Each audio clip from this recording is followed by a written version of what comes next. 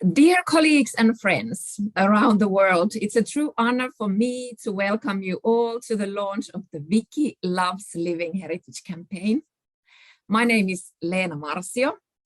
I'm from Finland. I'm the coordinator of the UNESCO 2003 convention in my country. I'm also a steering committee member of the newly established European Network of Focal Points for the UNESCO 2003 convention. Today, we are among colleagues from all continents. We have government officials, focal points for this UNESCO convention, NGOs, institutions, practitioners, and many kind of Wikimedia communities. We are here to celebrate living heritage, the 20th anniversary of the UNESCO 2003 convention. We are 180 countries, a huge network. But living heritage exists in all the countries of the world. We've been working hard for this campaign since August last year, and I must say it's a wonderful day to finally be here with all of you. Our big thank you goes to all of the organizers and supporters of this campaign, which I will come back to in a minute. But now I will give the floor to my colleague, Joré. Hi to all. Also on my behalf, I'm Joré Nering. I live in Belgium, but as many of you know, I'm one of the facilitators of the UNESCO 2003 convention and happy to connect people with safeguarding ICH and also active for the European Network of Focal Points that has helped to start this initiative with Wikimedia and the other colleagues. Wiki Loves Living Heritage will be a global collaboration. It is already a global collaboration, providing new opportunities to cooperate through this campaign. That is what we do it for. It will raise high visibility of intangible heritage of the 20th anniversary of the convention. And it's a great happening to outreach and share our efforts for safeguarding the rich and diverse living heritage around the world. The contributions will result in a wide and evolving documentation of openly available materials in the Wikimedia Commons and projects, while also considering the ethical concerns from the side of the living heritage communities and the practices, and our colleagues Bart will talk about it later on. You can go to the next slide, Fiona. But I think what we are here for today and the next part of this year where we will be celebrating and collaborating is that this is a great invitation to join forces, all of us involved in this anniversary and in safeguarding living heritage with the European Network of Focal Points, who was happy to initiate this, but only initiated because we really hope that this will be a movement stretching out far out of all over the world to all countries that are making efforts for safeguarding living heritage. The country focal points, the category 2 centers, UNESCO, of course, the facilitators, researchers, accredited NGOs, the forum of accredited NGOs, and so on and so on. Together with Wikimedia community, we really hope to make this a great exercise of outreaching and sharing the rich living heritage. Thank you. And in the next slide, we will go to the part where we are thanking warmly our partners and supporters. So first of all, really warm thanks to Susanna Ones from Avoin Glam for courageously taking up the idea and for your hard work for the past months.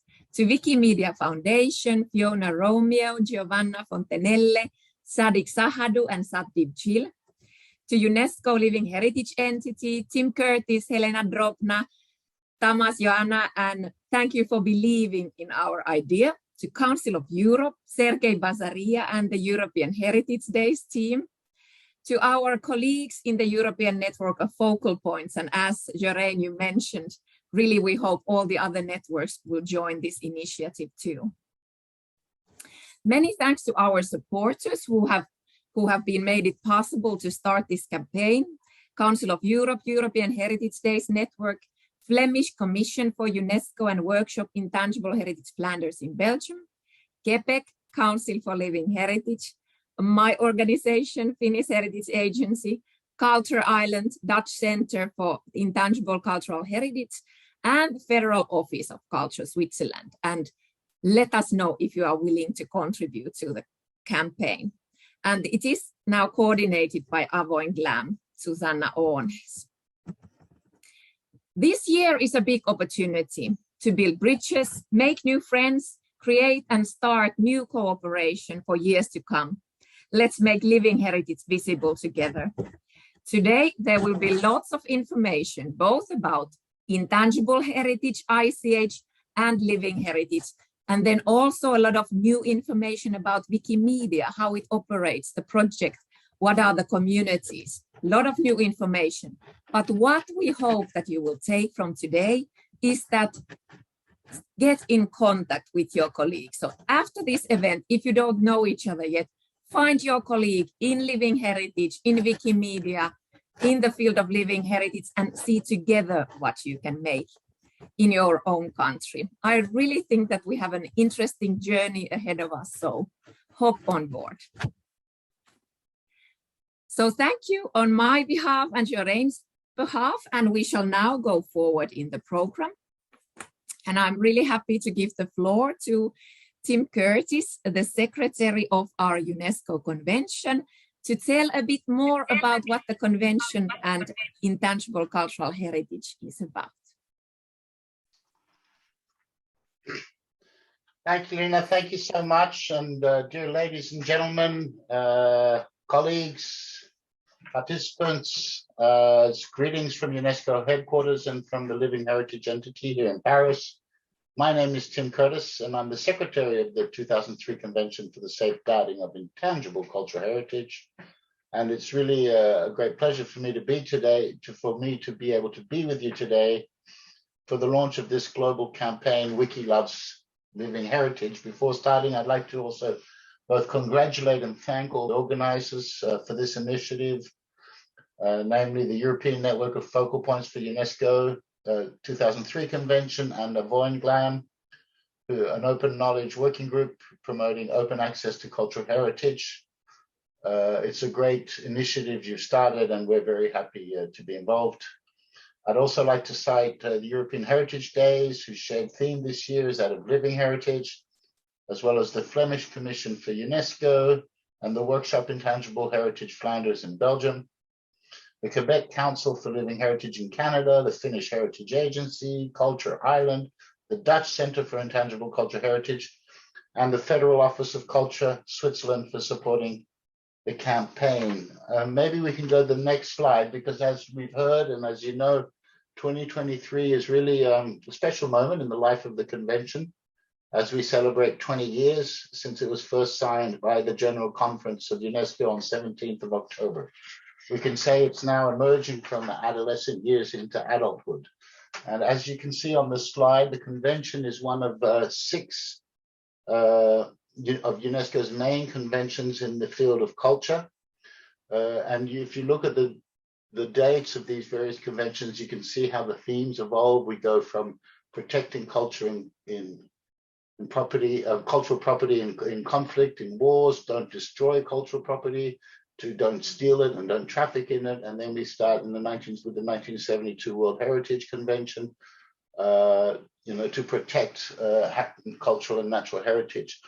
And you'll see that in the early 2000s, there was a series, 3 conventions within 5 years, and the 2003 convention is one of these recent ones, and where we start seeing a real broadening of the idea of culture and cultural heritage.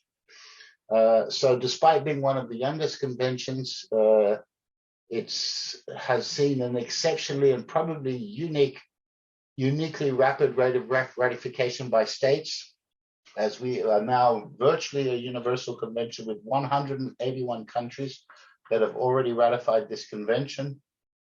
And through the convention, we can say that safeguarding living heritage as a concept and as a practice has been firmly established at the international level. The convention's become a key reference for states who want to design public policies and laws.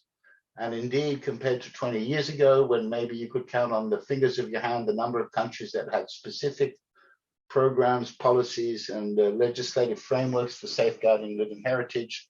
Today, almost all countries have some form or another of attention being paid, let's say, to safeguarding living heritage. Next slide, please. I think we can safely say this shows the success of the convention, the rapid rate of ratification, and we can see it's really all around the world that countries have ratified it. So this shows that the subject matter, this is quite rare for a UN treaty to be signed at this rate. And it means that there's something that this convention is dealing with that really speaks to people all over the world. Next slide, please. I think one of the biggest impacts of the convention, and one of the breakthroughs, if you will, is that the idea of cultural heritage has expanded enormously. And it has expanded well beyond just sites and monuments or objects to really the things we as people, we do, and the meaning we give to them. It's also established a dynamic concept of cultural heritage and somewhat localized concept of cultural heritage. So we don't freeze intangible cultural heritage or living heritage within the context of the convention. It is evolving. It is evolving to the context of each generation. And nor does UNESCO in this convention determine a sort of outstanding universal value or an outstanding value, because, of course, each community, each cultural group has their own value that they attribute to a certain expression or element of intangible cultural heritage, and therefore the idea of comparing falls apart. And finally, it's really expanded the idea of cultural heritage to place practitioners and communities at the heart both of defining and safeguarding their intangible cultural heritage. So we've moved from an expert-driven idea of cultural heritage to a practitioner-driven idea of cultural heritage. Since the first elements were inscribed on the list of the convention, today we now have 677, sorry, next slide, please, 677 elements inscribed in 140 countries. And of these, 75 of them are multinational elements. Multinational inscriptions, that is inscriptions where communities across several countries get together for a shared heritage. And those 75 multinational inscriptions are associated with 101 countries, and showing that living heritage goes beyond, if you will, national borders and geographic position of a country, and that it can serve as a source of dialogue and sharing amongst peoples. Next slide, please. We'll go to the next one. I think I'm a little bit out of key with the slides. This is the slide I want to see.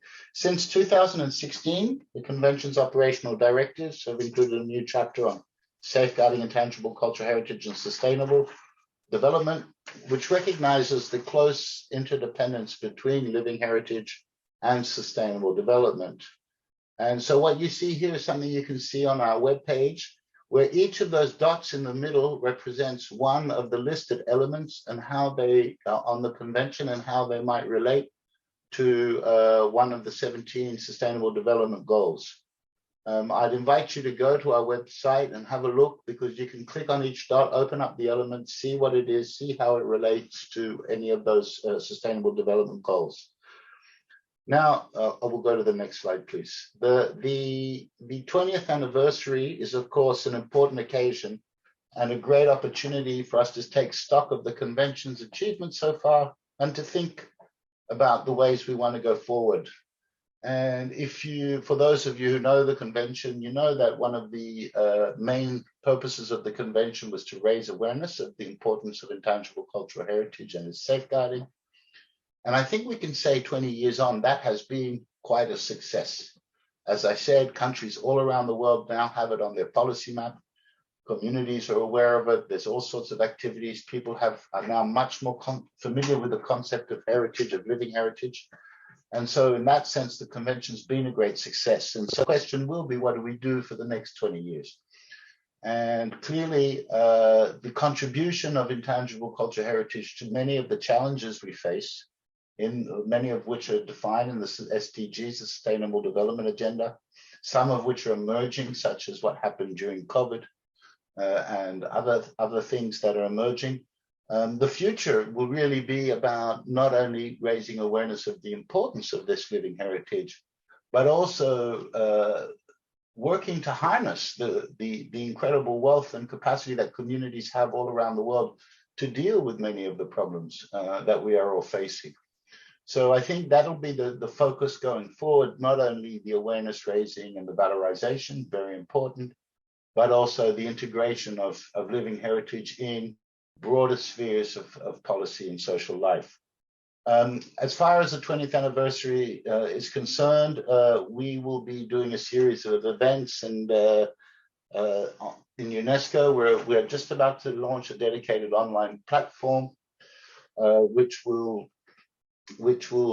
feature events organized around the world and where people will be able to upload what they are doing. We are doing a social media campaigns and events and publications and so on. And so in that sense, this global campaign, Wiki Loves Heritage, is really timely and a wonderful initiative, not only because it seizes the opportunity of the 20th anniversary of the convention to celebrate living heritage everywhere, but also because it really is conceived in the spirit of the convention. It's participatory and a community-driven initiative and places practitioners and communities at the forefront. It invites heritage practitioners, cultural institutions, and Wikimedia volunteers around the world to document their living heritage practices and traditions as part of, let's say, the pulse or the beating heart of cultural diversity. Every contribution to this campaign will be produced in collaboration with the heritage communities or by those communities themselves, and has the potential to become available in over 300 languages. It is developed with a strong commitment to ethical sharing and promotes open access to cultural heritage. So at UNESCO, we are naturally and in fact enthusiastically happy to partner with this campaign, the Wiki Loves Heritage campaign, and we look forward really to seeing it unfold in all regions of the world. So we encourage everyone and hope everyone will participate and make this 20th anniversary of the 2003 convention a loud reminder that we are indeed all living heritage. Thank you very much. Thank you so much, Tim, for these inspiring words. I think it's a lot of important information for those who don't know the convention or the concept of intangible cultural heritage yet. And we are deeply grateful for the support you have given us and even been part of the planning of this process. But now I'm very happy to give the floor then to Wikimedia Foundation. So we will in turn now learn more about the Wikimedia community and projects and to see a bit of the bigger picture. I mean, maybe some of you have you know that Wiki is Wikipedia, but what else it is? So Satdeep Chill, please, the floor is yours. Thank you so much, Lena. Hello, everyone. I'm Satdeep Gill. I've been a Wikimedia volunteer and a contributor in the Punjabi community since 2009. And I now work with the Wikimedia Foundation as a senior program officer in the Culture and Heritage team. Next slide, please. So as you all might know, Wikipedia, it started in 2001, but soon many different projects started forming.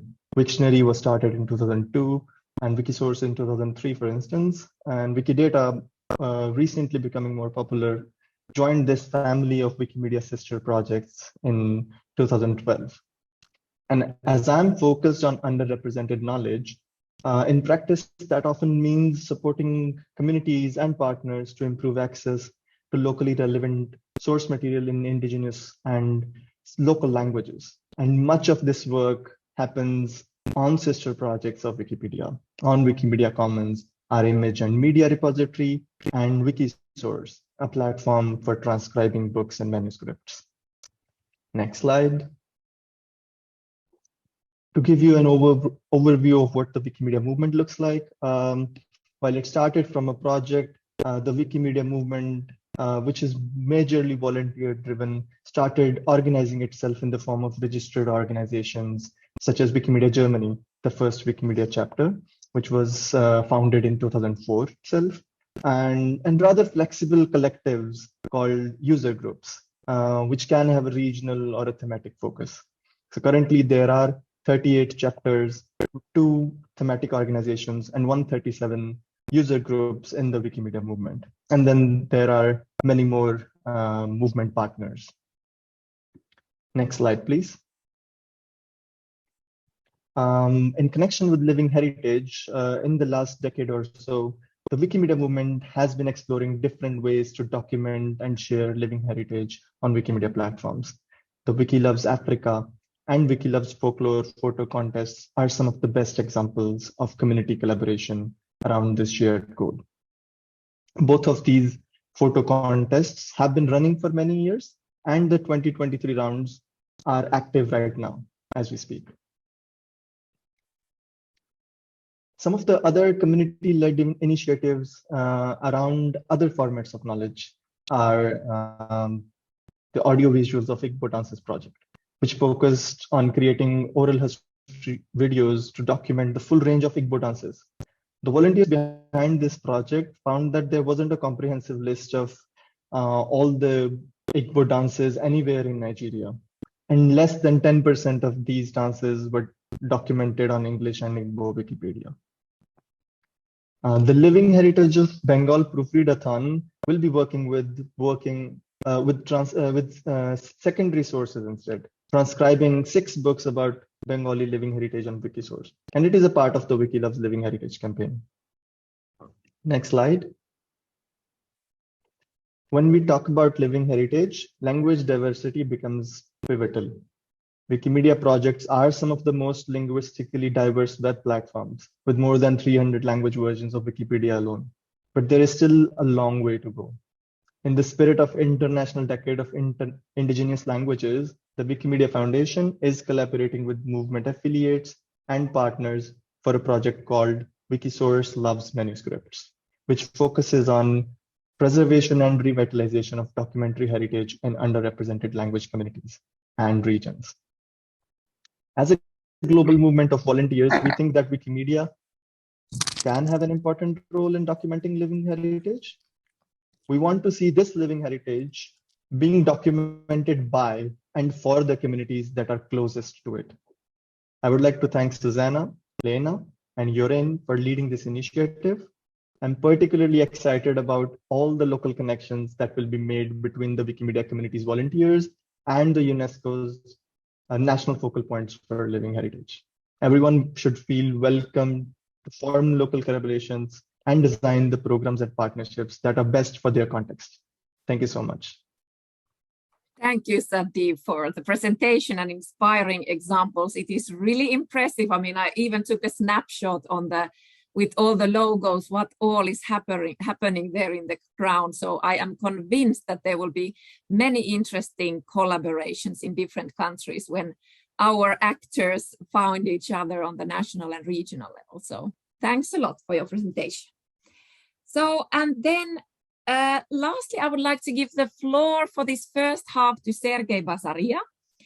The Council of Europe and their European Heritage Days initiative have taken living heritage as the theme for this year. And Sergei will now tell us of this one approach of one region in the world, how they will start working or are actually already working with living heritage. So Fiona, if you had the slides for Sergei.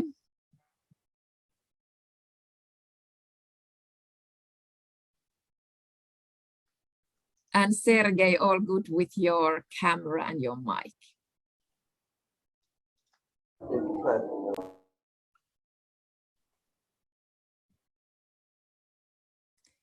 Sergei, do we hear you? Yeah, I'm fine. You are there. Fiona is still looking for the presentation. But you have great visuals already. You have the nice new living heritage posters yes, behind indeed. you. It's not only posters. Behind the posters there is a brochure which is available on our website. It's an annual theme, living heritage, and we also had last year sustainable heritage as an annual theme brochure is again on the website, but I will probably mention that at the end of my presentation. Yes. Fiona is working hard with her fingers to find the last presentation coming up any second now. Or need a hand from Susanna. Sorry, yeah, can I ask if any of the other co-hosts have the slides available right now? If they're able to share them, that would be appreciated. Thank you. Susanna or Sadiq, I finger will on the look right into it. button. Just a second.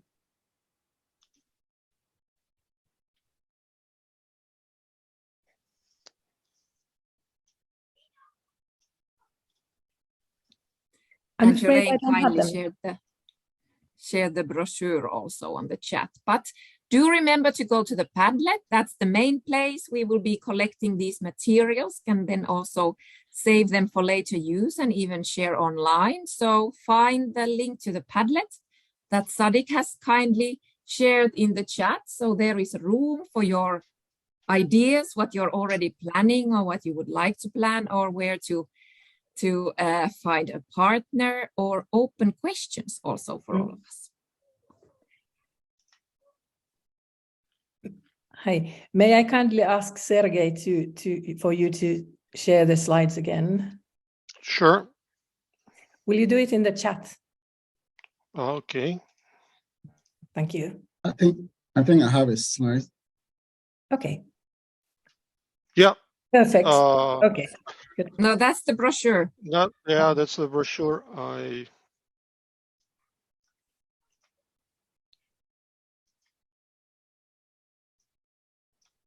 Or Sergey, if you have it close in your computer, maybe you share themselves, or Fiona, does Sergey has the right to share? Okay, Yes. you have the right to share. You can go ahead and do it directly. Sorry Okay. for the inconvenience. No problem. Now I need to figure out how to share. So Sorry, we it's don't there, you use go Zoom. down. And, yes, you go down and the mouse in the middle of the screen on the bottom of the screen, it says share screen. Yeah. Okay.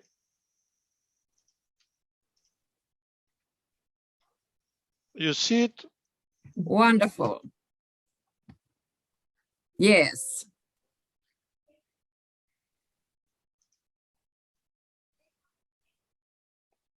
Okay, And because to I the don't see it. presentation. Yeah. Oh, you don't see it. I don't see it. Sorry, it's very, very small, and I'm visually challenged person. Ah, So. can you put it then bigger? So that's fine. I think I will manage. Sorry for this hiccup. Okay. Hello, yes, hello, dear colleagues. Thank you for the honor of invitation, and congratulations on the 20th anniversary of the UNESCO 2003 convention. And congratulations to the UNESCO colleagues, focal points, and civil society who worked so hard to implement the convention. It's a great pleasure to be here with you today. Just as a matter of brief introduction, the European Heritage Days are the most widely celebrated participatory cultural event shared by the people of Europe, with estimated 20 million persons attending over 50,000 events across the continent annually. The Council of Europe launched the initiative in 1985, and in 1999 it was joined by the European Commission to create the joint action.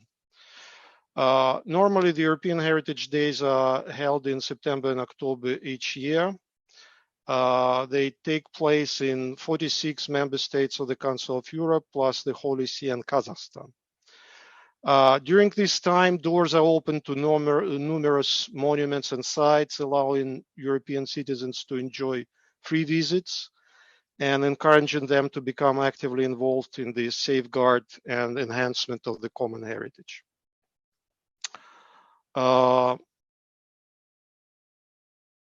the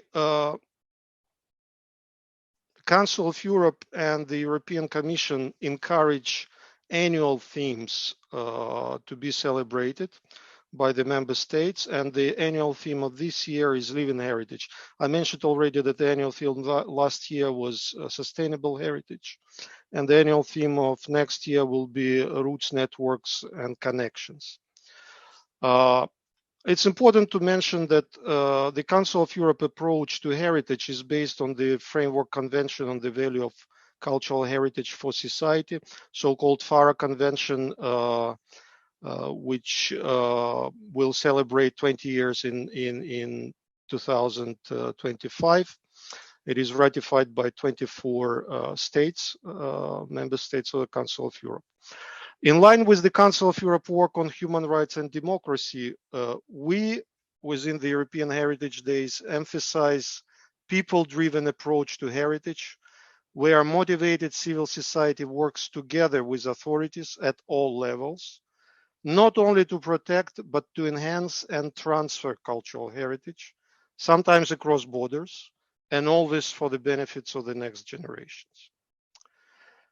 Heritage is not only about beautiful places and traditions, unfortunately. Often heritage becomes a victim of conflicts, natural or human-made disasters. And it could be simply abandoned sometimes, so-called orphan heritage. Governments and communities have to address these aspects of heritage for the sake of social cohesion. I will present you some examples from the member states of the Council of Europe. Not all of them are drawn from the European Heritage Days, because we will celebrate Living Heritage only in autumn. So I will have to draw on good practices of the FARA Convention Action Plan to illustrate the examples. Heritage and conflict, I would like to illustrate with European Heritage Days, which took place last year in Ukraine. Each conflict and crisis situation is unique, with its own dynamics, challenges, and frustrations. Nevertheless, there is one common factor: displacement, which has multiple impact on all inhabitants, both long-term residents and newcomers. At the same time, they all become makers of heritage. In Ukraine, out of 45 million, approximately 1/3 of the population displaced or refugees. Our colleagues in Ukraine organized a series of events in the city of Lviv, which hosted a huge displaced number of people. And their idea was to present the cultural heritage of the city to the newcomers and show them the beauty of the city and involve them actively in cultural life of the city. Over 2,000 people visited it during weekend in the month of September. Another example of heritage and conflict is the event in the city of Chernihiv in September last year. It was called Restore the Destroyed. Basically, the cultural activists there, together with psychologists, showed the results of the Russian occupation in the city, the destruction it brought. But also they showed significant places of resistance. And they used this opportunity, they organized a path through the city they use this as also a therapeutic event to deal with post-traumatic disorder, where psychologists help people to address their trauma brought by war.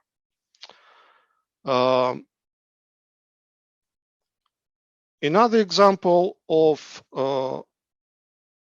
living heritage and diaspora culture, I would like to bring from the FARA Convention Action Plan good practices. This is the whole village project in Romania, in the village of Viscri. The village was originally populated by Saxons, brought to Romania voluntarily a few hundred years ago, but due to economic problems in 90s, almost all of them left for Germany. And the village at the moment populated mainly by Roma minority. This is a beautiful example of living heritage, helping communities to address orphan heritage, but also to help address economic disadvantaged groups to bring more economy using heritage. Basically, the Roma community was involved in restoring significant buildings in the village.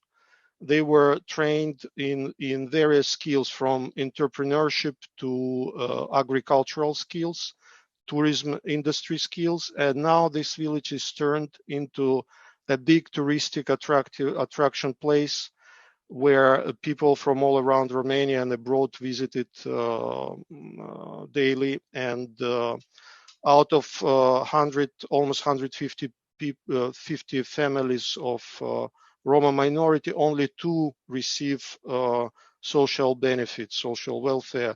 The rest of the families, they are involved actively in the economy, touristic economy and agricultural economy of the village. And this is another example how living heritage helps to address social issues. The third example I would like to bring is from the small village of Lesachtal in Austria. It's called Broadside Project. This is example of skill sharing between different generations, the young people and older people. The youth in this village learned how the bread is produced, from how the crops are grown to how they produce the bread and sell it. They organized a museum in the village, and it became a touristic attraction for ecological tourism. Some takes away, dear colleagues. These 3 examples, they bring for your attention 2 dimensions of living heritage. One dimension is time. This involves aging population and intergenerational dialogue, and what we would like to transmit to the next generation as a heritage. Another dimension is places, which is related to displacement and population movement, as well as marginalized community members. Focusing on those dimensions will help to address topics of safeguarding living heritage during conflict or other crises, representing diaspora cultures and skills sharing. And such focus helps to open a door towards dialogue for sustainable and just future, in line with the Agenda for Sustainable Development and SDG Goal 16 on promoting peaceful and inclusive society. So I wish you all the best. The Wiki Loves Living Heritage initiative, a lot of success, and you will find a lot of materials on our website. Slides will be available from the organizers. Thank you. Thank you so much, Sergei, and especially for bringing these important perspectives to the discussion today. So it's certainly living heritage is more beyond the lists or national inventories, but this campaign is a great chance to also bring up the voice and the photos about minorities and refugees and different kind of perspectives from culturally diverse field as well. But now I am happy to give the floor to Sanna Ornes, the promoter and the working glove of this whole project. And so, Susanna, show us the way. What is the campaign all about? Thank you, and welcome from my part. Yeah, so I think I've been introduced. I have written in my notes that my name is Susanna Ornes, but I'll repeat it once more. So I'm being one of the coordinators of the project. So Wiki Loves Living Heritage invites the different communities, organizations, and networks to make a case for open access to living heritage documentation. Open access open data, open content, all stand for materials that have entered public domain or been placed to public use by their creators. By the way, next slide, please. They are shared with others so that others can build upon them and take further care of them. Wikimedia projects are created and maintained by a global community of contributors, and this project is an invitation to bring you all into that community. While common goods are important for passing on the knowledge of the generations, they can possibly be exposed to misuse. Advocating for open access to cultural heritage comes with a responsibility to consider rights that are not protected or information that is not meant for the public. As part of this project, we wish to explore models that can be used to make more space between closed or open, accommodate to ethical considerations and community protocols in open sharing. Next slide, please. As it stands, nothing about us without us. So we are inviting you, heritage practitioners, Wikimedians, and cultural heritage organizations to come together and use the platform we are building to make living heritage more visible in the online world. I will introduce the website and how it can be used to serve that purpose. Now, it's funny that I'm calling it a website. It's actually Wikimedia, one of Wikimedia's long-standing platforms, but we are making a site within it, let's say. So next slide, please. The first step is to make contact between the communities. The contact page is on the website. Put publicly available information about the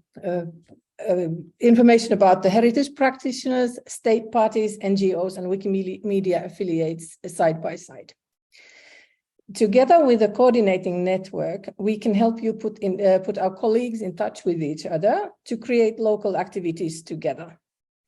If you would like your contact to be added, see that the organization has been added to Wikidata, one of the Wikimedia projects, and ask us for help to have it included. Next slide, please.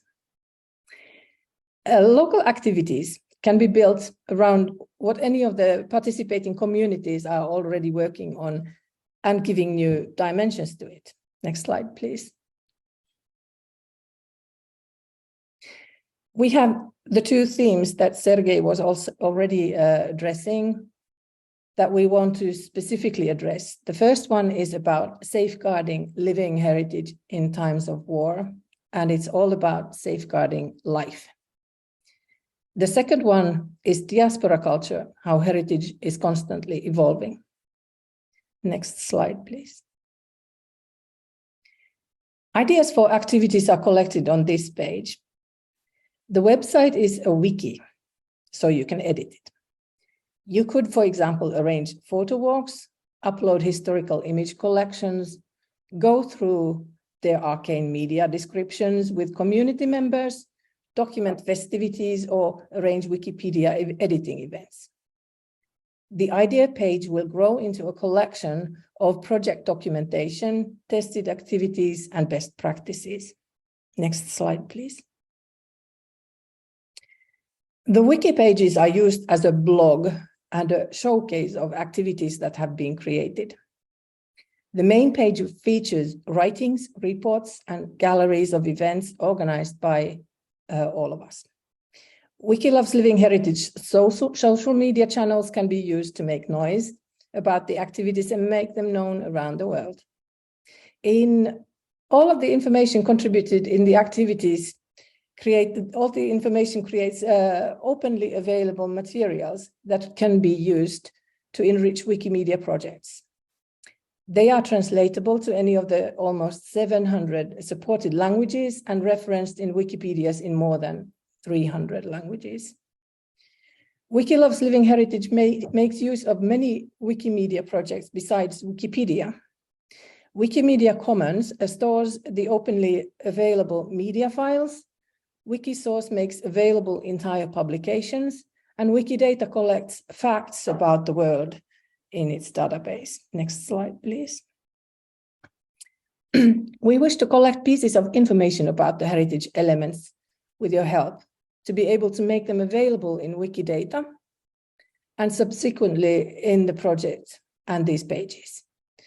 Adding facts to Wikidata allows creating lists and tools to work with the elements. By facts, we mean pieces of information such as Chow is a dance, Chow is practiced in Purulalia district in India, it uses masks, it is inscribed in the UNESCO representative list of the intangible cultural heritage of humanity and in the national list for intangible cultural heritage of India, and so forth.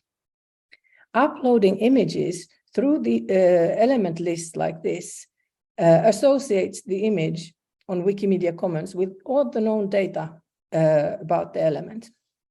Next slide, please. And from this information, we can create pages for each of the elements and use the pages to display all that data, collect openly available resources, and access translations and images. The information can also be used to create custom lists or topic for editing and translation events, or upload launchpads for photo campaigns. Next slide, please. And finally, we wish to make those who practice and foster living heritage more empowered to use the Wikimedia platforms for safeguarding and revitalizing heritage activities. In addition to case studies and project examples, we are preparing to arrange global, regional, and local workshops for learning to contribute.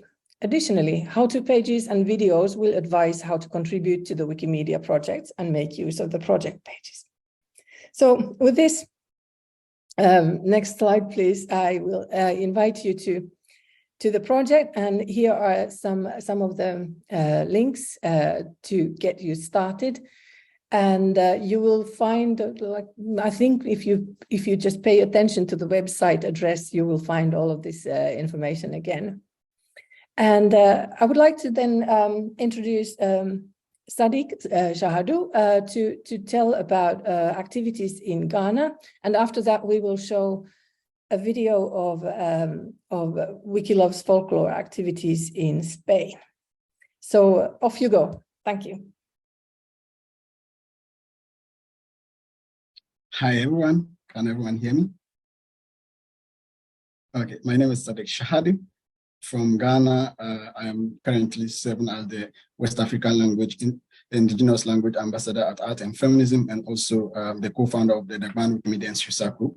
I've been a long-term Wikimedian since 2016 and have been involved in several Wikimedia activities like the Wiki Loves campaigns and also language revitalization projects by the Wikimedia language diversity community. So I also serve on the Wikimedia Language Diversity Hub as a steering committee member, and as part of my work as the West African Language Coordinator, I work with language communities like the Dagbani, the Kusal, the Dagari, the Ghanaian Pidgin, and several other West African indigenous languages to, support them, especially those working on incubator languages, to also support those who are already live on Wikipedia. So what I do mainly relates to, aside from the language projects, I also organize Wiki Loves campaign like the Wiki Loves Folklore. I've been coordinating since 2018, I think, and as well as the Wiki Loves Ed projects that I coordinate in Ghana. So my work cuts across multiple communities, I must say, from Ghana to Nigeria, and also with the Art and Feminism projects, we mainly work to support language community leads. We provide technical support and also support them to, organize effective campaigns in their communities. Well, the connection between this project and what I do is a lot. And with regards to the Wiki Loves campaigns, we've been involved in organizing the Wiki Loves Folklore, and as part of the project, we organize photo walks and campaigns to create content about folk culture, like the dresses we wear, the food we eat, and many other folk-related activities around the northern region and Ghana at large.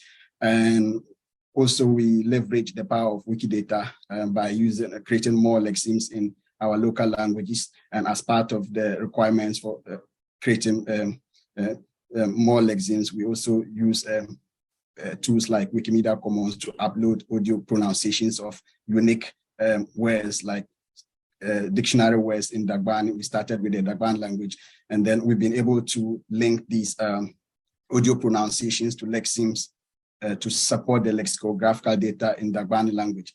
And also we work with the NLP Ghana, the Natural Language Processing Community in Ghana, to use these files to train their speech recognition and text recognition applications to recognize Dagbani and other West African languages. So most of the activities that I do are centered around language revitalization and also using Wikimedia to help communities to project their culture, as well as organizing campaigns that promote Wikimedia projects in Ghana.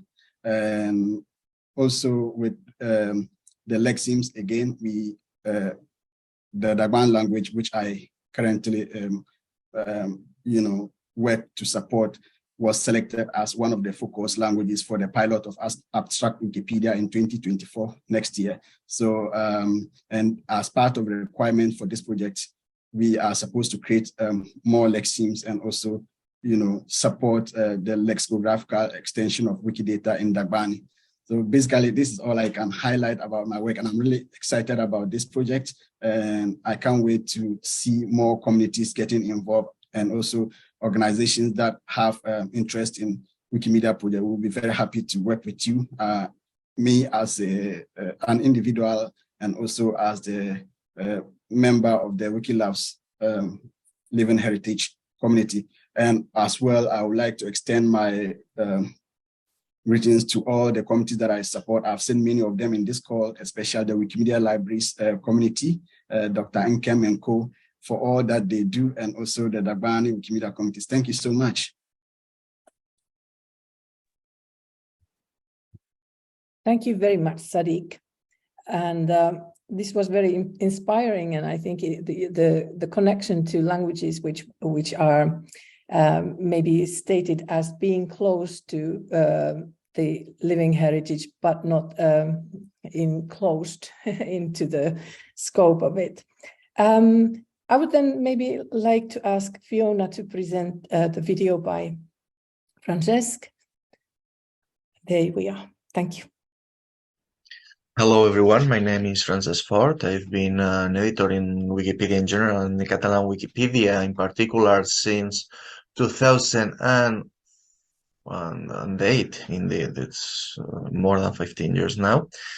And today we are here to talk about Wiki Loves Falles, which is also a long-running project. It started officially in 2016 as part of the Wikimedia and in resident project in the Valencia Museum of Ethnology. The Falles are a festival which is held in Valencia every year from 15 in March to 19 March. Basically, the Falles are not exactly a carnival, but are a celebration in the streets that has two layers. One is the falla itself, which is some kind of big bonfire. It has been somehow compared with the Burning Man in America, but it's not exactly the same. It's somehow closer to some carnivals. So they went from small like theaters where people put figures criticizing things, and from that it evolved into an art itself. Let's say that there is also a huge aesthetic purpose in the falla. Basically, that's the celebration consists in that, in building a falla, and after 4 days in display, the falla itself is burned. Yesterday, which was the very first day of the celebration, I went with my partner to have a dinner in a restaurant, and while leaving, we saw that the people in the falla who made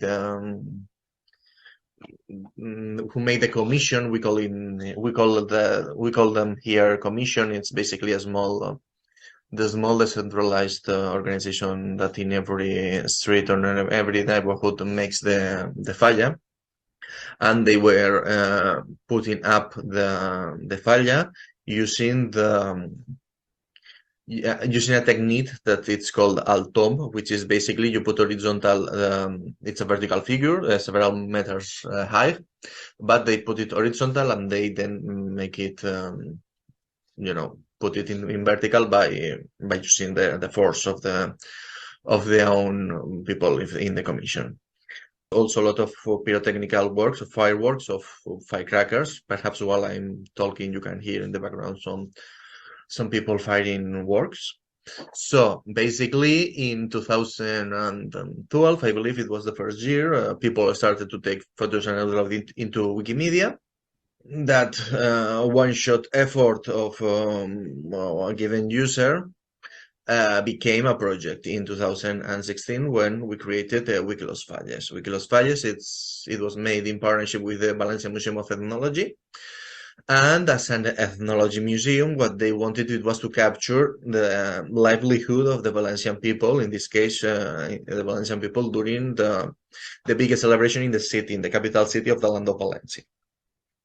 That said, now the campaign has been running since then. And it was a good campaign. I mean, it was interesting for Wikimedians to capture scenes from the fallas, for instance, because there are a lot of caricatures in the buildings, in the construction. Sorry.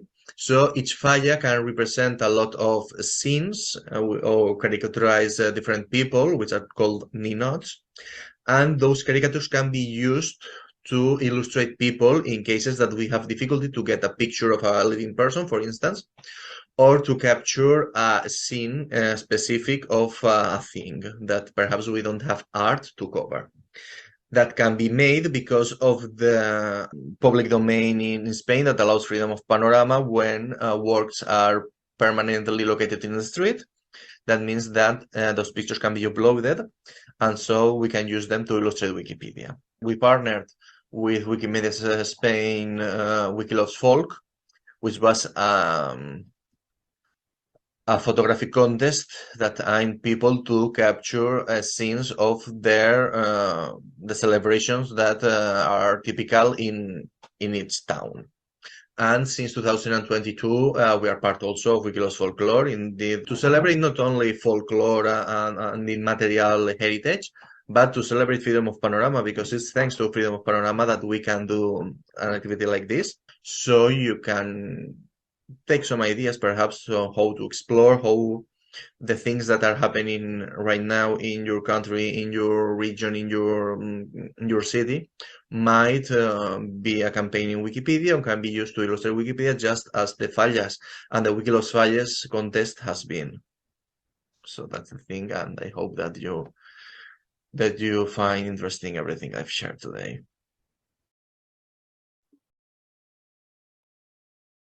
Wonderful. Next step forward is to invite Giovanna Fontanelle, also from Wikimedia Foundation, and she will present, and Bart Magnus from MIMO, and they will together present an activity that is like an integral part of this project.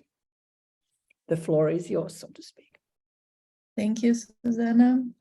First will be I, and then Bart will join and say a few words, just real quickly. But hello, everyone. I'm Giovanna Fontanelle. I am a program officer for the Cultural Heritage team at the Wikimedia Foundation. And my team and I, together with Creative Commons Ethical Sharing Working Group, are happy to support the Ethical Sharing webinar, which will happen on April 14. From 3 p.m. to 4:30 p.m. UTC, which is 4 p.m. Central European Time. And we would like to highlight how important this event will be for advancing the conversations around ethics in the area of cultural heritage and for the Wikimedia community, but also for both the linked data field and the discussions around open access and open culture. My team will be helping to organize the event and providing access to the event in terms of platform, together with Creative Commons, and live interpretation and translations to what's necessary during and after the event. It really is a pleasure and an honor for us to be helping to organize such an important discussion. And I hope to see all of you there. And I will now pass it on to Bart Magnus. Thank you. Great, thanks, Giovanna. Yes, just to add, so I'm Bart from the Creative Commons working group on the ethics of open sharing. I'm one of the co-leads of this working group. At this point, yeah, we found it important to co-organize this with the Wiki Loves Living Heritage project, because I think there is partly an overlap in both involved people and intended audience. Because the question of open ethical sharing, it's a bit broader topic than living heritage, but living heritage is surely an important part of it. Currently, we are drafting the program and setting up registration, and that program will be a combination of interesting speakers, of course, and a more interactive approach in which also the working groups outcomes will be presented. Among others, we're working on a card game as a conversation starter to ask the right questions about the ethics of open sharing. So that is also something that we will show and share during that webinar. Thank you very much. Thank you so much. So I don't know if we have it in writing, but let's type it in the chat. The date is the 14th of April, and the time is 3 UTC. And I just correct me. Help me with the CET time so that we can now announce them both. So it would be. I'm not sure, but please someone help me and type it in the chat so we have them right. I made the calculation before the call, so we would get that right. It's 4 p.m. European time. Perfect, thank you. All right, I will invite back Lena and Joreen, and they have an exercise for us. Unless you have already been there, now we can still. Well, I'll let you do it. No, introduce. Okay, Lena, you're there as well? Yes. There we are. Okay, dear all, we don't love like spreading the news only in your direction. I think we love very much to have a conversation. Of course, it's challenging with more than 100 people, but there are some instruments that help us. And that's why we created the Padlets. I think we can once more share the link. It has been shared a few times already. And we would really love to invite you to go to that Padlet. It's very easy. You click on the plus button and you can add your own questions, ideas. What are you looking for partners for? Are you looking for support? Share it. Maybe we can help you. Maybe you can find colleagues to help you or meet up after this. It will remain available afterwards as well. And we can take inspiration from there to see what more support or instruments you might need in the next weeks and months to come. Joreen, let's have a quick look. I hope I'm sharing my screen, so there you can see this wonderful yellow Padlet. So first of all, do you already have concrete actions in mind or planned? Let others know and be inspired. So there is an interesting example from the Basque Country. Do have a look, and if you already have some links, please share it there. Then I put the Wiki Loves Living Heritage photo campaign there, which we are organizing here in Finland. Someone's making a photo walk to heritage sites, but I wonder if that would be possible also related to intangible heritage places or events or something. There's also an interesting example from Poland and so on. So please go and share your thoughts. But Joreen, what do you say? Maybe we could take up a couple of questions from here. Let's have a look. Yes, I think there's an important question which I already tried to reply a bit, but UNESCO colleagues, please open your mic and you can also clarify on it. But there's a question on the use of the logos linked to the 2003 convention, and then also on the campaign, on the products we create and what's going to happen. And is some of the colleagues from UNESCO around to clarify the thing on the logo around the anniversary? Hi, Lena. I'm here. Sure, Joanna. Maybe you can tell a bit from UNESCO's side. Sure. I don't know if you can see me. Yes, it's good. Indeed, the answer says that UNESCO will soon launch a logo related to the 20th anniversary of the convention. And that is true. The platform is in progress. It should be up anytime soon. And on the platform dedicated to the anniversary of the convention, there will be a logo dedicated to the anniversary this year. Basically saying that the events organized in the context of the anniversary will be in support of this important milestone in the life of the 2003 convention. So it will be open for use, download and use on our platform.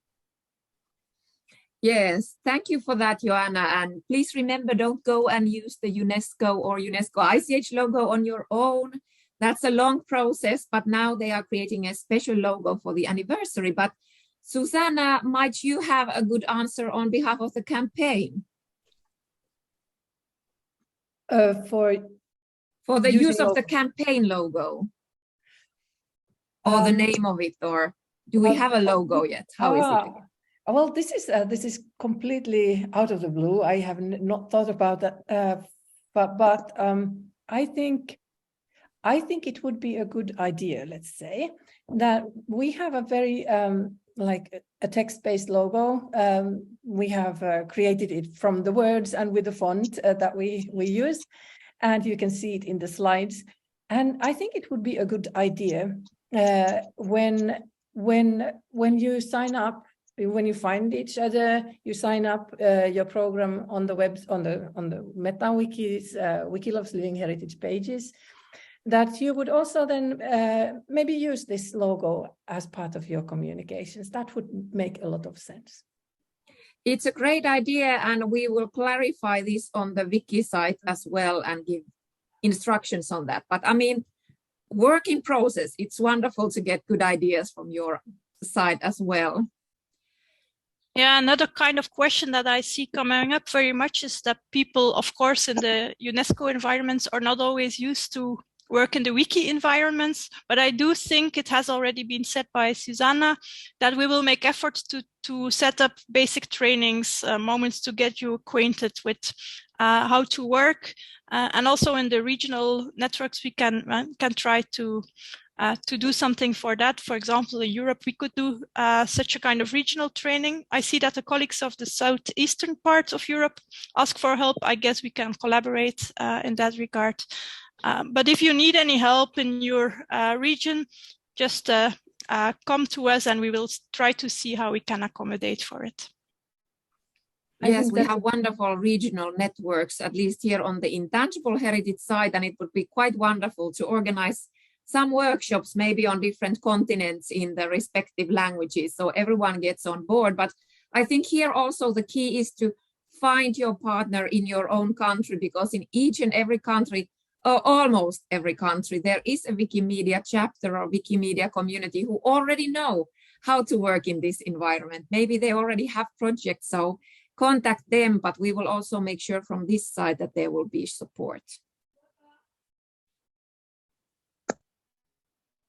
There was also on the question, can we upload the photos of heritage that are not listed in UNESCO heritage list? So Susanna, would you like to clarify a bit of this question?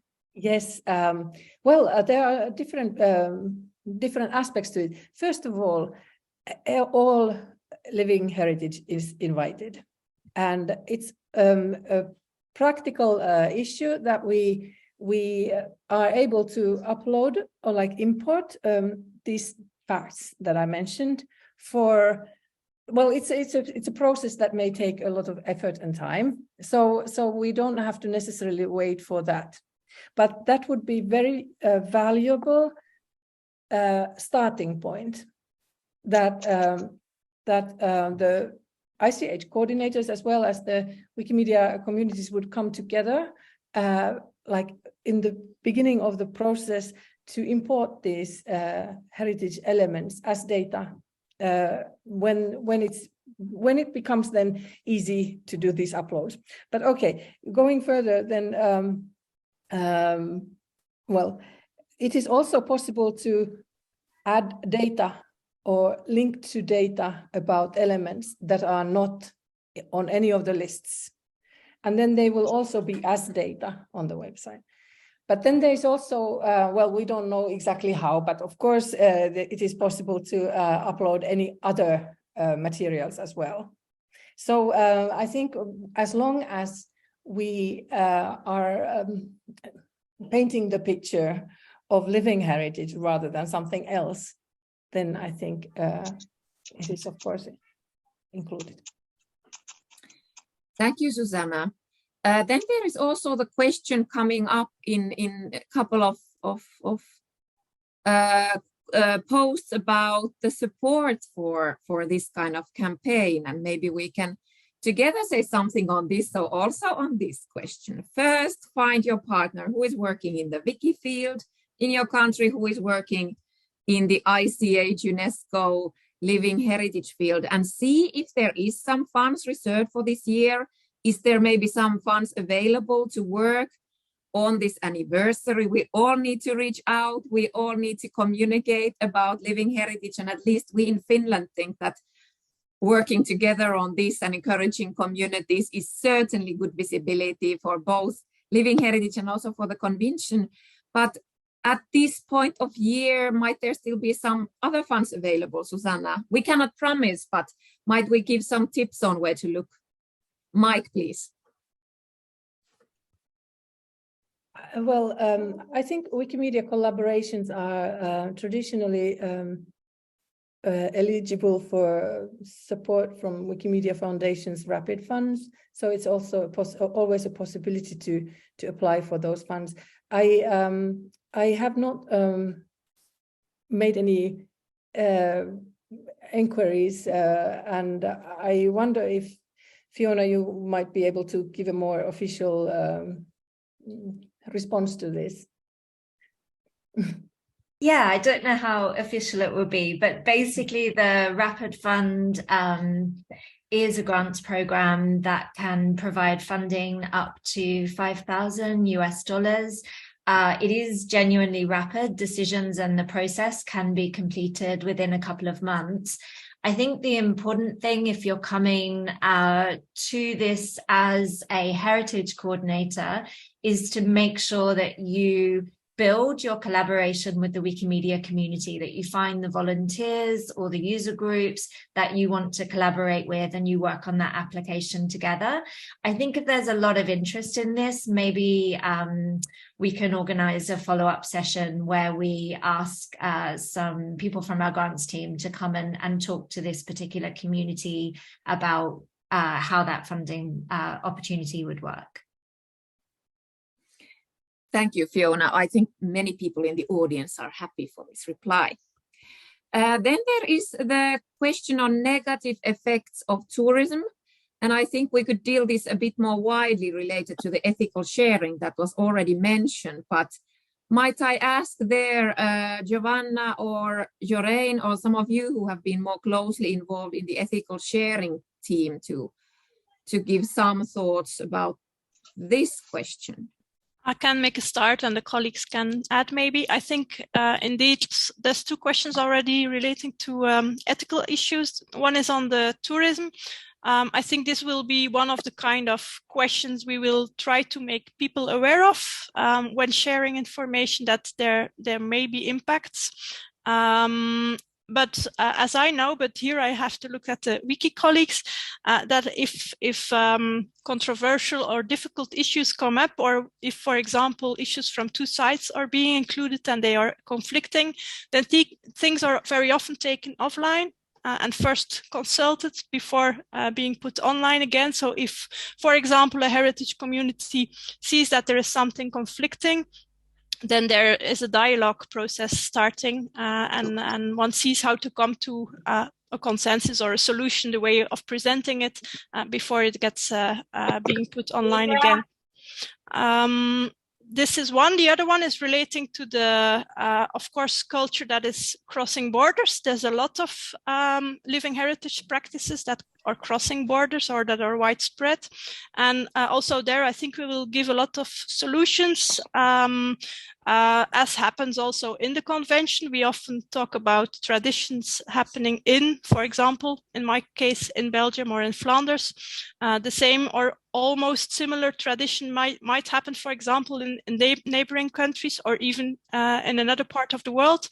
And then we need to find solutions to make these connected, maybe sharing titles, but also presenting them in a specific geographical area, but also when they feel like being one tradition, that they can be clustered in a way. And I guess this is the pathway where we will need to find each other through this year, because a lot of these kind of issues will come up, and we will put our expertise together from both the way we treat these kinds of things in the convention, but also the way these things are being dealt with in the wiki environment, and how we can learn from each other.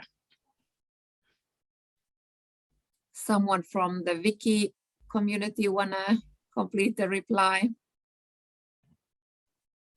Yeah, I could say a few words if that's okay. I think from our side, the idea is to indeed be very collaborative in the process. Even the idea for the webinar is that people will arrive and also have a discussion, a space for comment and feedback, but also the entire process is also thought to be very collaborative and be responsive to the questions and doubts and potential kind of changes to what people are expecting to do. Like the idea is that through the discussion of ethical sharing, that people will discover different ways of interacting with the material, right? And the idea is that during the process, the project will be quite close to the discussions. And this is also very, very close to the way that Wikimedia works, right? Always in collaboration and discussions. Well, yeah, that will be available. Can I just add as well, though, just to be really frank with our, potential collaborators from the culture and heritage sector, I think the Wikimedia movement has very good processes for dealing with copyright infringement, and also for thinking about privacy and making sure that if anything is shared that sort of shares personally identifiable information, that can be dealt with very easily. But I want to admit right here that we don't actually have the same processes for some of these other ethical considerations around, really making sure that a certain level of consent is sought before images of Indigenous or local culture and heritage is shared, not necessarily thinking through some of those models of cultural ownership. And that's why when this initiative was first proposed, we said it would be very important to start this conversation between the UNESCO focal points who have a very good understanding of the ethics around living heritage, and the Wikimedia movement, who has typically thought about a different set of kind of ethics and principles. And so, yeah, as Giovanna said, we need to have really robust conversations about that quite early in this process to make sure that together we can find really ethical ways of doing this project together. So just want to be frank that we don't in the movement have all of the answers to this right now. And that's one of the main things that we hope can come out of this collaboration over the next year, that not just in the frame of this initiative, but for all of our projects, this is more of a consideration for our communities, and we figured that out with your help. So thank you. Thanks a lot, Fiona. This is definitely, it's a working process, and that's we are here together. We learn from each other, and we both make our processes better this way. Susanna, did you mention about the working groups? And I was wondering, I mean, we are still almost 90 people around here. So if there are some people who are really interested inside of the work, there are active working groups working on the ethical sharing. So it's possible to sign up to those groups if you want to dig deeper and work on these. There's wonderful concrete work and tools that are being prepared for this campaign, and then also for the years to come. But Susanna, maybe you mentioned a bit about that. Yes, thank you. We have a few different groups that volunteer working groups that will be functioning over or maybe even more than are born over the course of the year. But we have already set up these few. So first one Lena mentioned is a group working on the ethical sharing issues, and you will find in the join subpage on the site links to places where you can sign up. And then there's a second one is a group that of maybe skilled Wikimedians or like seasoned Wikimedians who can help more or less seasoned Wikimedians to start contributing. And maybe they are the ones who you would address your questions to when you run into problems with uploads and such. And further along, we will be finding what kind of an editorial group we will be making for the site as a publication. At the moment, we are not there yet, but this will be something that you would be hearing about in the weeks to come. So how do we amplify all the good practices and all the good experiences around the world, and how do they show up on the site, and how do we redistribute them all over the web and Wikimedia project? If you're very eager to be part of these working groups, I think today you can also put your email or your contact details to the chat, and so you'll get on board to those groups. We still have 5 minutes to go. I'm so glad we have such generous time for the Q&A session, because there are many. But maybe here also to remind you in the emails you got for the campaign, which you probably all got. So we also have a FAQ document, and the link can be found in the Padlet. So go and read it carefully. And then another thing that is still coming up here on the questions are the contacts. So we already mentioned them in our presentations, but we really want to make it easy and possible to you to find each other. So here on the contacts link, you can find, Susanna, you repeat it once more. Sorry. So it's the Wikimedia groups there, and it's the chapters, and it's also accredited NGOs, and partly the focal points in each country, isn't it? Oh yes, the focal points have not been added, completely. Maybe practically the ones whose inventories have already been added. So it's also a question of we are not putting up personal email addresses unless the person themselves adds those to those entries. So therefore, the governmental institutions are generally not included yet. But I think if we will probably add them, and then it's possible for the people representing those institutions to add their personal addresses to them if they wish. And so now for the Wiki people, it's now, for the Living Heritage people, it's now easier to go and click their country and find the contact there. But if you have trouble in finding, I see now there is Turkey and Southeast Europe. So if you have trouble in finding your Lena in your country, so who's working with the 2003 convention, or also who is your European Heritage Days coordinator? They are probably there, Susanna, already. So, but no, they're not yet there. So maybe we could actually add this to the materials if you, so Jorein, if you find or if Sergei is still there, maybe you could add here to the materials the link where you can find European Heritage Days coordinators, for example, in almost 50 countries. But do send us an email, wikiloveslivingHeritage@gmail.com, and you're like, where is the coordinator for, where can I get in touch with coordinator of Sweden or of Botswana? So we will find a way to put you together in touch, and we are happy to help you. But Jorein, do you have still some open questions, or are we slowly starting to wrap this up? I think we have covered them quite well. Maybe we will still advertise the newsletter. So it's been there on the chat box, but also here on the Padlet. So go ahead and order the newsletter to your mailbox. So we will give inspire there and of the new materials and all of that. So please do sign up. And for the Padlet, I think it's a useful tool to keep online and us keep an eye on. And it's probably not as high traffic after this, but please do add your thoughts there and go look for contacts and ideas, but also maybe make sure that they end up on the project pages.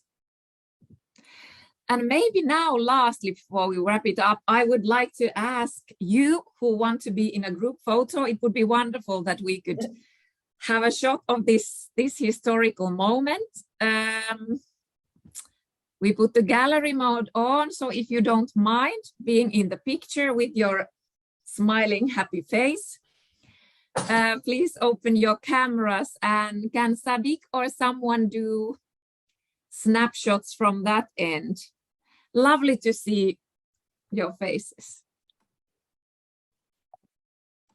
We are 5 pages. It's actually going to be quite many, but we start now. Keep on smiling.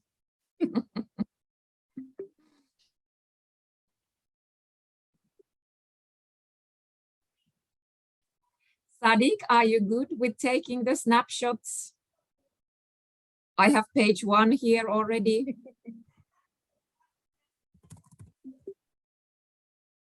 Or someone else? I've taken some snapshots as well. Me too. Okay. I think we have many. Okay. And someone combine them so we can have almost 80 people on the photo. So thank you so much once more, all the partners, Shireen, Susanna, Fiona, Satdeep, Sergey, Tim, Susanna, Joanna, all of you who have been supporting and helping the campaign to start to fly. Thank you for all the colleagues in ICH, new friends in the Wikimedia community. Stay with us. Let's make this year magical. Thank you so much. Thank you for being there. See you later. And we will meet maybe next time on the seminar on ethical, webinar on ethical sharing. What was the date again? 14th of April at 3 p.m. UCT. See you all there, the latest, and you'll hear from us through newsletters, and let us know of all the wonderful ideas that come up and you start to implement in your own countries. Bye-bye.